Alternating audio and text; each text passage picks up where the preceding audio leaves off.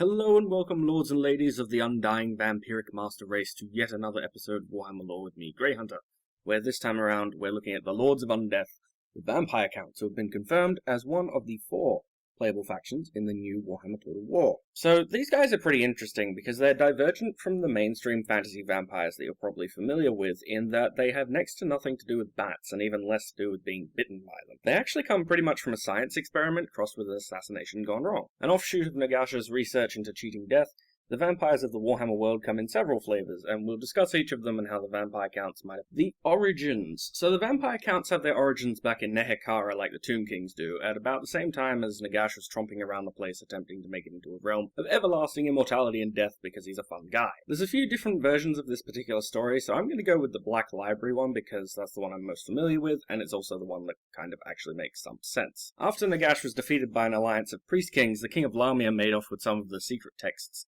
from the Black Pyramid of Nagash, which was basically his science lab, if you will, as well as Arkan the Black, who was in a near-death state after the king jabbed a dagger into his chest, and experimented in secret with some of his closest advisors to reproduce this elixir of life that let Nagash live so long. Unfortunately for him, he was a rather shitty scientist, and his wife Neferata was actually able to convince Arkan to help her rather than him. She succeeded in creating an elixir of life, but not quite what Nagash achieved, because he was the first and only one, and really, we can't have anyone equaling him. But she got pretty close, and the husband, out of jealousy and hate, poisoned her with scorpion venom. Arkan, for reasons that are not entirely clear to anyone except him, tried to save her and mixed his blood with hers in an attempt to give her the pure elixir of life he'd lived off of for centuries. Instead, she awoke no longer quite human, and craving the blood of the living. She converted several of her accomplices, the council of her husband, some unwillingly, and together they would rule Lamia with her as the undying queen of the city. These advisors would go on to create other bloodlines of the vampires, but we'll get to them later on in the video. In the history, we'll discuss each of the various vampiric homelands, and in the special characters section, the bloodlines. But the titular vampire counts of Sylvania will probably make up the bulk of the video, just FYI, because they have the most lore. So onward to history. After Neferata turned vampiric, at first the nobles of Lamia that she converted over to undeath with her were pretty low-key in their actions. They'd learned from Nagash's example what flaunting this new power would do. But like Nagash, they eventually grew overconfident in their power and became more open about it, and the priest kings of the other cities realized what they had done, and they launched a war against them as they'd done against Nagash to eradicate the taint of his sorceries. The vampires were pretty damn beastly in combat, but quantity has a quality all of its own, and the open knowledge that your choice is basically live, maybe have a happy life, or be sucked dry to feed the undead is a pretty powerful motivator for mortal inhabitants of Nehekara, and they run the vampires out of Lamia. Swearing vengeance against the priest kings, the vampires fled to Nagashizar and Nagash, where he put them in command of his armies of the undead and sends them back to reconquer Nehekara for them. However, the mortals of the homeland had not been idle during this brief respite from the plaguing presence of the undead, and King Alkadizar, the Conqueror, yes, I know, the names are terrible, aren't they, who had been fostered in his youth by Neferata in Lamia, had become a veritable warrior king and united Nehekara under his rule as a mighty empire. So for over 20 years, Alkadizar's armies fight against Nagash's undead legions, eventually crushing them in a series of battles that sent the vampires fleeing back to Nagash to report that they got their asses kicked again. Naturally, he wasn't too pleased by this, and he cursed them to suffer immense pain for the remainder of their existence. You know, the regular vampire stuff, the sun burns their flesh and all that jazz. Perhaps realizing that Nagash was more dangerous to them than helpful, they fled from Nagashizar to find new homelands. So one of these such realms was the city of Morcaine, where Yushoran, one of Neferata's counselors, set up for himself a small empire that he calls Strigos, drawn there by the presence of Nagash's crown of sorcery, because this is a few decades after Nagash is killed. Well, I say killed, but, banished temporarily. He's eventually joined by Neferata and the rest of the counselors she'd originally turned to vampirism.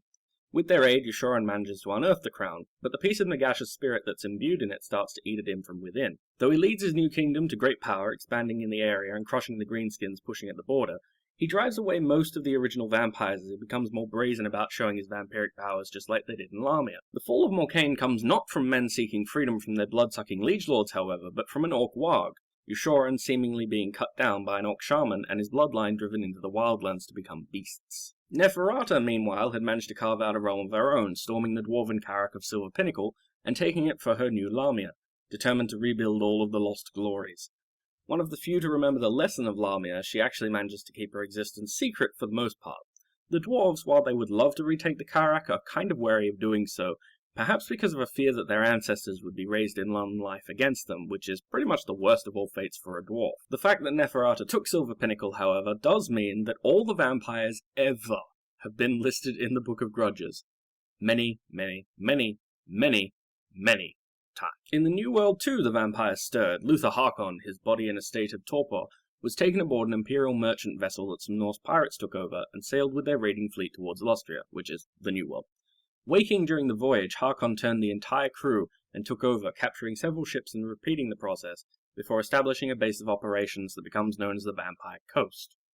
Despite the lizard men attempting to force them from the shores, the vampiric ability to raise the dead to swell their armies gives Lord Mazdamundi enough trouble that he pretty much just has to accept Harkon being. Perhaps the most successful of these new homelands, though it's also the most recent, is Sylvania, which is an actual province in the Empire. Though the debate could be made that Silver Pinnacle is the most successful due to staying relatively hidden, the von Carsteins of Sylvania have actually done a fair few impressive things despite being openly vampiric, and they've survived. Their story starts when the previous Count of Sylvania, Otto von Drack, promised his daughter's hand in marriage to a suitor, any suitor, to deny his brother the inheritance of the province, as he was on his deathbed and had no sons. Cue Vlad von Carstein arriving. Noble in bearing, and with the benefit of not being a Sylvanian noble that Otto didn't trust, Vlad was given Isabella von Drack's hand in marriage. Not long after, Otto died, and his brother was thrown from a high window in Castle Drakenhof, leaving Vlad and Isabella in power. Isabella wasn't entirely aware at this point of what her new husband was, but when she fell ill and there appeared to be no cure for what ailed her, Vlad didn't give up, as what had started merely as a ploy to gain power had blossomed into love after a fashion. Dismissing the doctors who felt that she could not be saved, he stayed by her side and gave her the blood kiss to save her from certain death. Vlad himself was noted as a bit of an odd fish from the start, though. He never travelled by day, he never ate when the servants were around, and he dismissed the local priest of Sigmar, who was essentially his court chaplain, from his service. But he was also less harsh than von Drack had been, and he stood firmly against challengers who approached, cutting down a mercenary who dared slight him with ease, and following up with killing the entire company alone. Odd he might be, but he wasn't all that bad, considering. Asking only for the fealty of his local nobility, who were reluctant to give it, Vlad attempted to secure his rulership. Not overly worried about the recalcitrant nobles, Vlad carried on looking after Castle Drakenhof, while the undead gathered around the fiefs of his opponents, and they quickly flocked to renew their vows, and the undead would mysteriously vanish from their borders. In less than a decade, Vlad had secured his province with an iron, yet benevolently perceived grip that he would not relinquish. So secure was this rule that some suggested at the time that he might make an excellent candidate for the next emperor. So although by the standards of vampires he and Isabella were relatively discreet when it came to flaunting exactly what they were, after they had ruled for several generations without apparently aging, it became kind of obvious that something wasn't quite right. So investigators began to sniff around and disappear, and the temples to various deities of the empire were closed. If Vlad was going to make a move to take command of the empire, he would have to be quick. So in the year 2000 by imperial reckoning, a warpstone meteor hit Mordheim, and Vlad was quick to secure some of this potent magical stone to aid him in his own magics. A decade later, after much preparation, he launched his assault on the empire, beginning what would become known as the Vampire Wars. His armies marching north with great haste, Vlad systematically destroyed the armies of his fellow Elector Counts, crushing their forces with ease. Though Vlad was decapitated during the first battle, he returned the next evening, restored to perfect health. Soon after, the Grand Master of the Knights of the White Wolf seemingly killed him, though again he returned to lead his troops to victory. A cannonball took off his head, a lance struck him through the heart, a magical blade was lodged in his chest. Vlad returned from all these wounds that even for a vampire usually meant you were done. His secret was a ring that he carried, which resurrected him without fail. They call it the von Carstein ring, because they're original like that. When he finally made it to the capital of the empire after decades of brutal warfare, the desperate Grand Theogenist of Sigmar, who's basically High Priest, paid a thief to attempt to steal the ring, which he managed to do. In a fit of pique, Vlad ordered an immediate assault, and during the fight he encountered Wilhelm, the Grand Theogenist, and fought him in single combat. Wilhelm, realizing that he couldn't possibly match Vlad's vampiric speed and stamina, made a last-ditch attempt to win the day for the Empire, dropping his warhammer and tackling the vampire count off the battlements onto a ring of wooden spikes at the foot of the wall. Without his ring, Vlad was killed off for real, and without his sheer force of will, the Sylvanian armies fell apart. Vlad did not die alone, though, for Isabella, in a very Romeo and Juliet move, decided that she couldn't go on without him, and staked herself to join him in final death. This was not the end for the von Carsteins, though, but it was their most successful gambit. Vlad's successors we'll get to in the special characters section, but we'll just do a brief summary of their exploits here. Conrad von Carstein was Vlad's eventual successor, and he was completely and utterly batshit insane. A warrior who liked to kill simply because he could, rather than with Vlad's drive to seize power, he fought his way across the empire, finally being brought down by an alliance of dwarves and the empire, at the Battle of Grim Moor, where he was killed by Thane Grufbad of the Dwarven Holds and Count Helmar of Marienburg. To succeed him came Manfred von Carstein, the guy who's going to be the leader of the vampire counts in the Warhammer Total War game, a vampire with a silver tongue and nearly as much ambition as Vlad. He very nearly succeeded in taking over the Empire, thwarted only by another Grand Theogenist at his hour of success. This is a recurring theme. Faced once more with a combined Dwarf and Imperial army, he was forced into battle at Helfen in Stirland and thought to be defeated, ending the threat of the vampire counts. Not so much. He instead bided his time travelling and making preparations for his return, and in 2522, which is present day, over 350 years after the Battle of Helfen, he re-emerged at the head of a large army of the undead in the Border Princes area, to sow discord between the elves and the dwarves, kidnapping a princess of the High Elves, who happened to be under dwarf protection as a diplomat, for a sacrifice to restore Nagash to a corporeal body. Seriously, these guys are Machiavellian. So in the end times, the vampire counts did pretty well for themselves until the whole end of the world thing that Games Workshop decided to pull. Boo hiss. Manfred spread the old vampirism around, snagging the bastard son of the King of Bretonnia, who very nearly wins the civil war that he starts.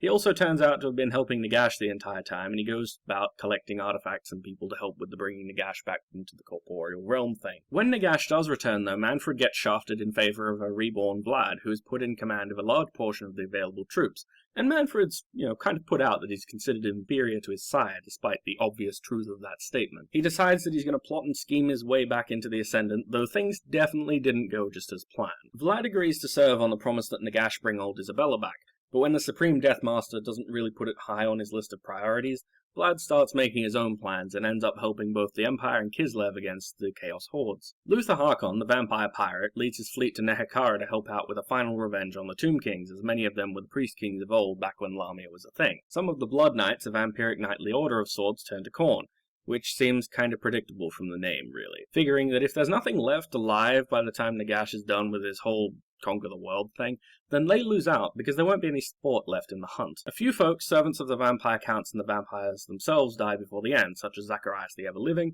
who thinks he's about equal with Nagash and gets killed for his trouble, and Kemler, a lich priest who gets a little bit uppity thinking the Chaos Gods will totally protect him. Spoilers, he's wrong. When the world ends, the undead actually go out on a fairly selfless note, defending the remnants of Sylvania and the living refugees that fled there until the universe implodes. There's a few other significant things that happen, but we'll touch on that in the next section on special characters, and some of it has to do with the Tomb King, so that will be addressed in their video. Amusingly though, in the end times, the vampires and even Nagash are actually on the same side as the forces of order.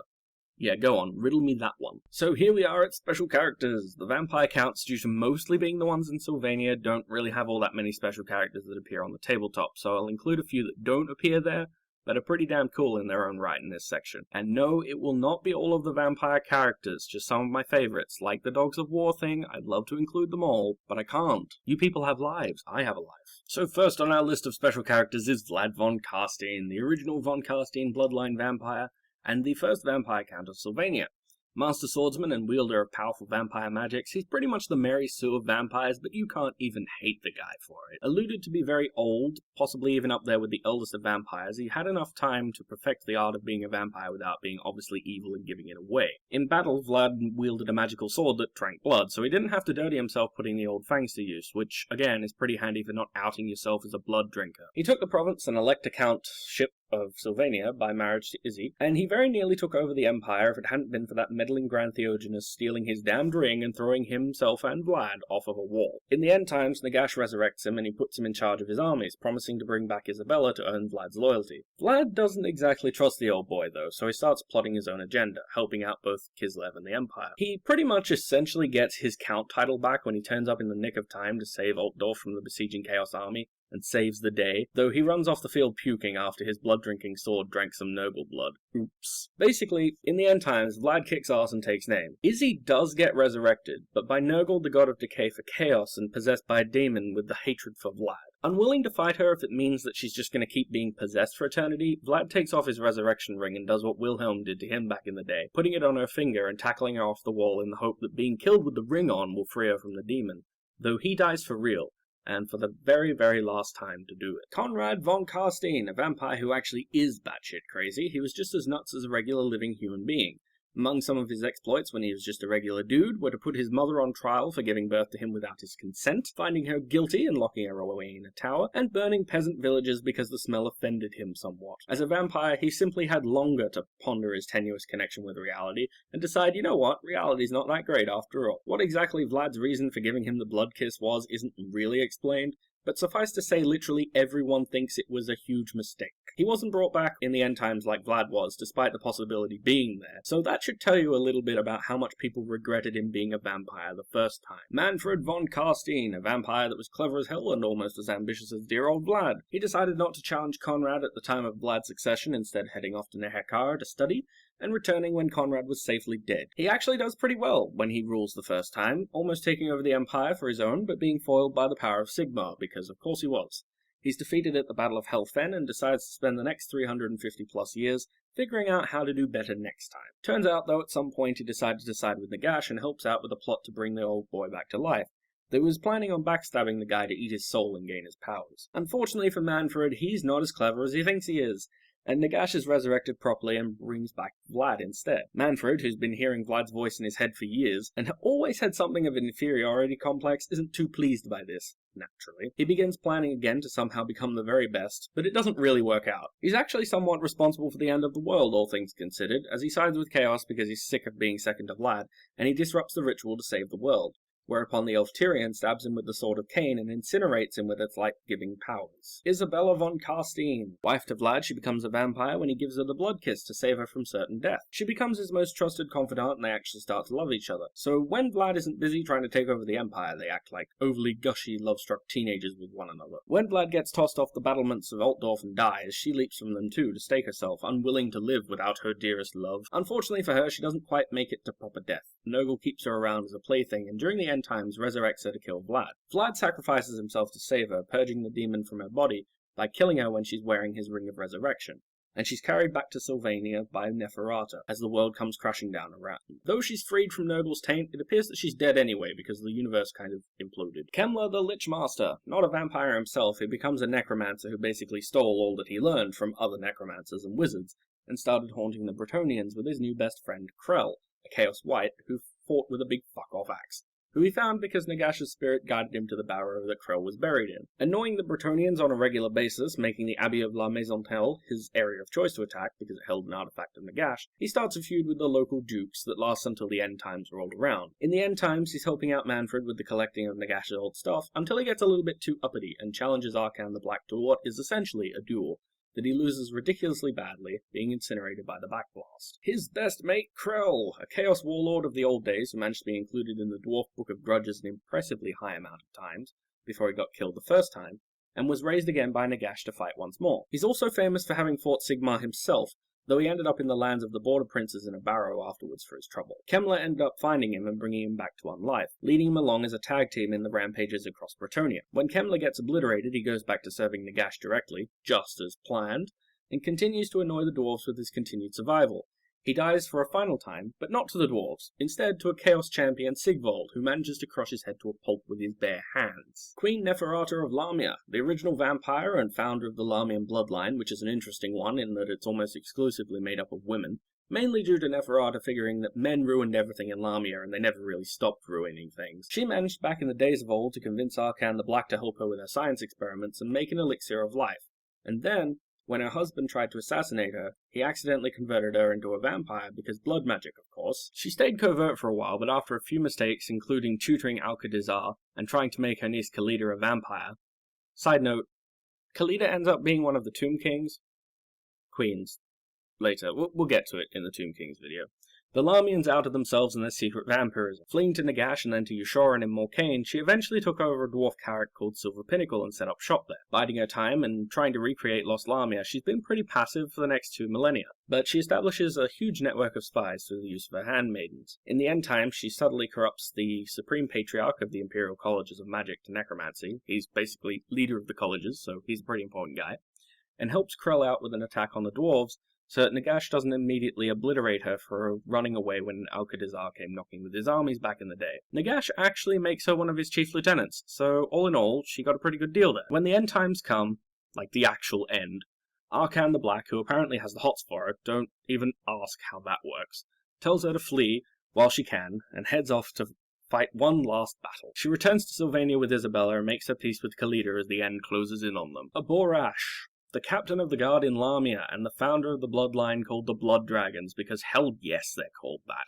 He was actually tricked into drinking the mixture of the elixir of life and Neferata's blood, because she thought he was too noble to choose it on his own. She was pretty much right. He refuses to feed on the people of the city until the hunger eventually becomes too great, and he goes on an all-night orgy of blood drinking that he has absolutely no control over. Horrified by what he had done, he vowed to feed only on raiders, bandits, and other such riffraff, and not the normal folk of the city, or any city for that matter. He tried to convince his fellow vampires to do the same, fearing that if they didn't, they'd eventually bring down the wrath of the mortals on themselves. Surprise, surprise, this voice of reason was ignored, and exactly what he thought would happen, happened. Though he fights, well, like a goddamn vampire with all the cool benefits that gives, he can't save the city, and he goes off into self-imposed exile, disgusted with all his fellow vampires and their lack of restraint. Deciding to use the time to become the greatest warrior that there ever was, he traipses the world looking for worthy opponents and teaches those of his bloodline that they must only feed on the blood of skilled warriors. In an effort to find worthy enemies, he wanders into a cave that a dragon made for its lair by himself and defeats the damn thing before drinking its blood in victory. Turns out, dragon blood cures the thirst for blood, and Aborash is no longer feeling the craving to feed on something. Having found this secret, he tells his followers to seek out the blood of the strongest foes they can,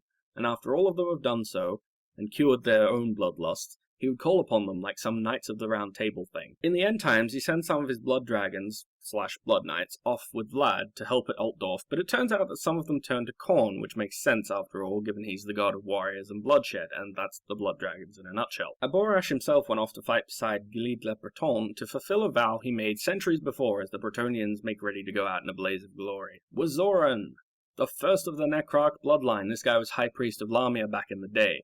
When the opportunity came to become a vampire, he was right on board, seeing as it is his chance to study the contents of the library forever, and he promptly locks himself in there and reads. When Lamia falls in true node fashion, he sees it as an annoying interruption to his very important work, and he and his followers load up as much of the library as they can and beat feet to Nagashazar. When the vampires fail to win the war in Nehekara, he's the only one who actually decides to stay with Nagash, still casually reading in the library.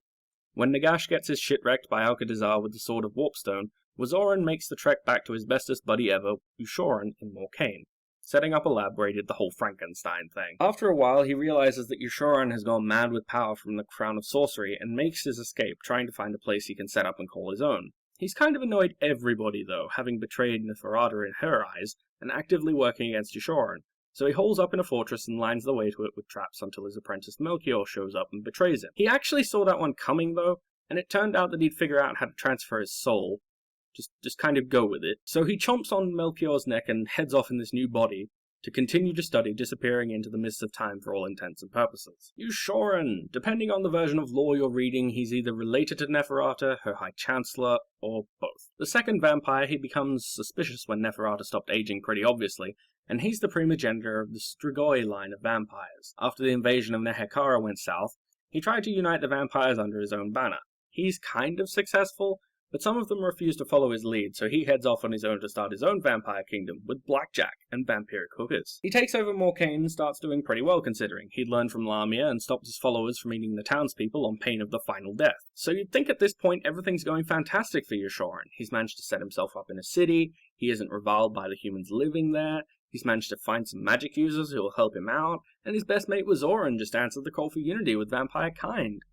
Everything's going swell, right? Yeah, so naturally this is where everything starts going terribly. Neferata also turns up and feels like he's betrayed her, because of course she feels like that, and she decides to try and siphon away his power and create a civil war in Morcane. In the meantime, an orc army was headed towards the city, and while Ushoran and his Strigoi held the line, Wazoran betrayed him, ostensibly because he thought the Crown of Sorcery was driving Ushoran nuts. He might have had a point, but to be fair, that part of the story comes from the point of view of Wazoran, so, he's a little biased. Either way, Ushoran gets separated from his troops, and thinking him dead, they all split and run, reverting over time to more animalistic and bloodthirsty forms. Ushoran lived, though, and like Wazoran, headed off into an isolationist lifestyle, where he pondered the state of vampires and how much the other bloodlines like stabbing everybody in the back. He came out of isolation every once in a while, but really, he was just kind of sick of the rest of his brethren and disappears, like Wazoran, into the mists of time. Luther Harkin, a guy who doesn't show up much in the lore. He was mainly included in one of the global Warhammer campaign things the Games Workshop did, so that the vampire counts could be roped into the Lustria setting. He ended up in Lustria when some Norsemen took the ship he was on and he woke up. So, naturally, he took over the ship. In Lostria, he finds a lizardmen temple and tries to get in. Unfortunately for him, the wards on it were meant to deal with the enemies of the Old Ones, so they broke his mind and stole most of his magical powers from him. A madman like Conrad now, he rules over the vampire coast with his fleet of zombie pirates, which in the end times he leads back to Nehekara and destroys the fleet of the Tomb Kings with, because he had guns mounted on his ship, and they didn't. The Red Duke! The Duke of Aquitaine and Bretonnia, he was wounded in the Crusade in Araby, and carried back to his home by his loyal knights, dying after his return. Except, obviously, being a vampire, he wasn't dead, and he rose 3 days later, smashing his way out of the coffin, and killing all of the household, raising them as zombies, or wights in the case of his knights, raising himself an army to topple the king. At Seren Fields, they met in battle. The Red Duke was opposed by the king, Louis, and they fought each other, charging forward with lance and shield. The king's lance struck the Red Duke in the chest, killing him. And instead of, burning the body like he should have, the king decides to bury the Red Duke, placing him in a tomb surrounded by blessings of the lady. But the Red Duke was not dead. He, like Vlad, had a magical jewel that resurrected him, though now he was trapped in a tomb due to the magics of the lady. Almost 500 years pass, and he's finally released by a coven of enthusiastic vampire wannabes. Raising a new host, the Red Duke sought to take back Aquitaine, but at Seren Fields he was again defeated, though not killed, as he escaped into the forest of Chalons, and is believed to be there still. Of note, no, he is not Vlad in another guise, because at the time of his release in the lore, Vlad had already become Electicount of Sylvania. He's just very, very similar. Apparently. Don't ask me, I just read this stuff. And now to the last two that I've decided to include, who might provoke a lively conversation, to say the least, for anyone who's familiar with Warhammer lore. So first to note, Genevieve and Drakenfells are originally from outdated canon. It's true. Being from way back in the day where Warhammer wasn't quite sure what it wanted to do with itself and was just, doing whatever. But in the end times, Drakenfells appears with the undead legions, so he/it, and therefore by extension Genevieve, are technically canon again. Genevieve Sandrine Dupont du Lac du Don.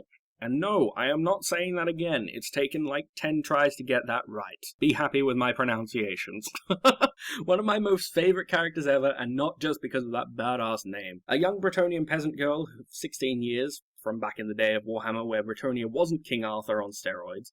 Her dad was killed by Drakenfells for the laughs. Alone in the world, a creepy vampire named Shandanak gives her the blood kiss and makes her one of his wives. Unfortunately for him, he's a complete idiot and manages to get hunted down by some priests of Ulrich because he's obviously a vampire and was being one, obviously. So once again, Genevieve is all alone. Deciding that she's had enough of Bretonia, she sets off on a journey to explore the world, going to Araby and from there to Cathay and Nippon, living there for a good few centuries. While there, she meets a warrior monk named Master Po, because of course he was, and she spends 30 years learning his wisdom and somehow figuring out how to control her bloodlust better so she doesn't go nuts and kill people willy-nilly. Returning to the West, she ends up in the Empire around 200 years before the current day, and she openly admits she's a vampire, which you'd think would get her killed given the von Carstein shenanigans, but no, not really. Getting frustrated with the nobles, including the Emperor of the day Magnus, who decided that getting all touchy-feely was perfectly fine as a greeting, she takes up a job as a barmaid and part-time detective, coming out of retirement to help Oswald von Koningswald take down Drakenfells. At a play where Oswald was milking his rep as that guy who totally killed Drakenfells, the damned creature comes back to life, and Genevieve, along with the director of the play, Detlef, have to do the job properly, killing Drakenfells and saving a young Karl Franz from being eaten by him. During this whole kerfuffle, Sigmar reaches down his god hand and gives her and Detlef his legitimate blessing. So she's really weird by vampire standards, because usually the power of Sigmar just burns them to a crisp. She drinks Drakenfell's blood in order to survive her wounds, and it seems that she also stole his memories when she did that, as in the end times, Drakenfells is back with amnesia. She and Detlef settle down at her inn and totally live happily ever after. She doesn't make an actual appearance in the end times, despite living in Altdorf and it being besieged and all, but she's totally canon now, so I'm happy. And last but not least, Drakenfells. The nemesis of many, but particularly Genevieve and the Empire, Drakenfells is not actually a vampire. He's not really anything. Actually, for reasons that we'll get to. They're kind of complicated. So 15,000 years before the Old Ones rock up, he's basically a caveman, and he's becoming sick at old age, so he gets left behind to die. Only he doesn't. And when another of the tribe comes back to check on him, he somehow kills the guy and leeches out his life energies. Chaos doesn't exist at this point, just for reference. So what exactly it is that he does, and what he is, isn't ever explained. But now he's got the power to live forever and eat the life forces of people around him, simply to keep his body alive. At some point he raises himself a fortress, and when chaos comes through the world, he wanders up to the northern wastes and intimidates the chaos gods into giving him tribute. Yeah, he did that. He pretty much wanders around the world from then, attacking places because he gets bored, including Bretonia, where he manages to kill Genevieve's dad. But he regrets that one if he could remember it. He used to be the arch-nemesis of the Empire, but when they decided Nagash was going to come back, the old chap took most of Drakenfells as thunder, such as trying to destroy the Empire with a greenskin army back in Sigmar's day. Anywho, eventually Oswald von Königswald, one of the Elector Counts, hires Genevieve and a bunch of sellswords to come along with him to kill Drakenfells once and for all, and a massive battle happens at Castle Drakenfells, the Elector Count defeating Drakenfells in personal combat. Except he didn't. He instead made a deal with Drakenfells so that he'd get the credit for defeating him, take the throne when the Emperor died, because he's such a heroic dude, and Drakenfells would just keep doing, whatever it is that Drakenfells does. So years later, Oswald hosts a play about his badass killing of Drakenfells, where the old beastie comes back to life and starts killing people, before Genevieve and Detlef kill him like actual heroes. He's believed again to be dead, but he comes back in the end times as the Nameless, without any memories because Genevieve appears to have nommed on them, and Vlad takes a great pleasure in teasing him that he knows who Drakenfells is, and his past, but he's the little boy with the secret who isn't telling. He takes control of warrior priest Luther Huss, but Vlad decides to help him out a little bit, and the Nameless gets burned in the fire of Huss's faith in Sigmar. You go, Luther! So that's the lore portion of the video done, and now I'll touch on how I think the vampire counts might appear in Warhammer Total War. This won't be a terribly long section, mainly because they've mentioned nothing about the factions beyond who they are and the leaders, and the vampire counts are kind of reliant on knowing how magic will work, so bear with me. So the first thing to bear in mind is that the vampire counts are extensive magic users, with most vampires using magic to raise their armies and keep them moving about. So any magic system will have to be carefully balanced to make sure that the vampire counts aren't automatically overpowered because of this inherent magical ability. That said, though, the heavy reliance on magic could leave them vastly underpowered as well if they decide to sideline magic a ton, or make it kind of like an artillery-only sort of thing.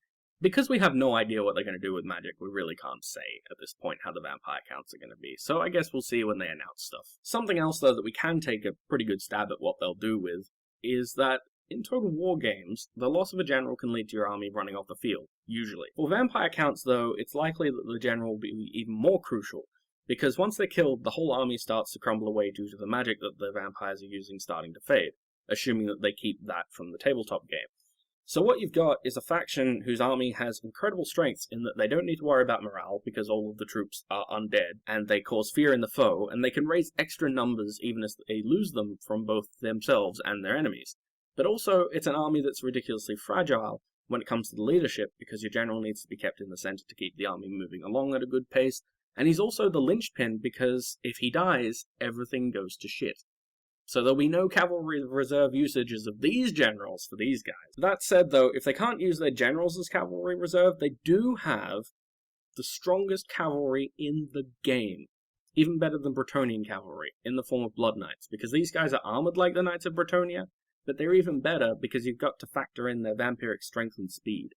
Yeah, if these guys get into a good fight and charge something, they're gonna crush face. So there you go, folks, a lore video about those lovely little bloodsuckers and a few thoughts on how they might appear in the Warhammer Total War game. So next in the series will be the dwarves at viewer request, so stick around for that one next time on Warhammer Lore with me, GreyHunter. Thank you for watching.